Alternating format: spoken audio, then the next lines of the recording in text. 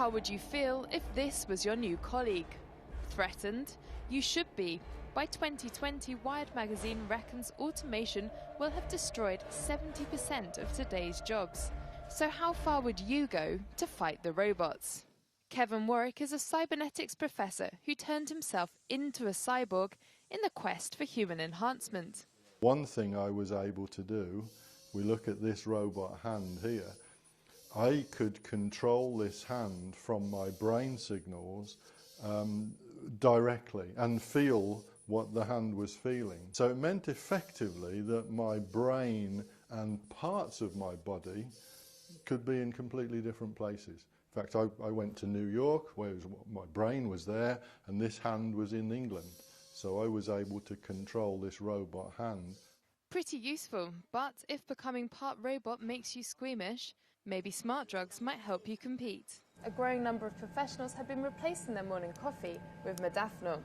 It's a performance-enhancing drug that's been described as having the same effect as 5 espressos, but without the rush or jitters. Anders Sandberg is a researcher at Oxford University's Future of Humanity Institute.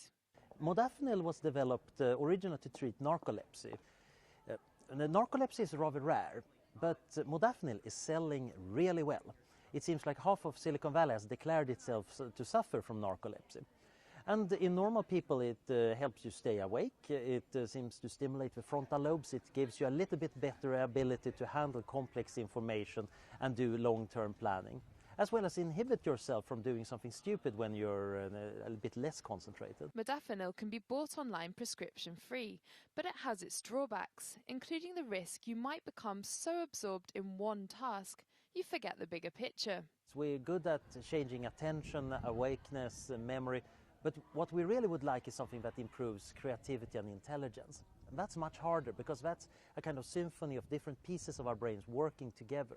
But no matter how much we modify ourselves, the painful truth is there are just some things we'll never beat the machines at. There's a lot of things we do in our brains that we're not very good at in comparison to artificial intelligence. Mathematics is a good example of that. Memory is another good example, particularly when you get older. So why have problems with it? Why not outsource and have machine intelligence doing the bits that your brain is not very good at doing? Robots may be the future, but don't be afraid, because rather than stealing your job, they might just help you do it better.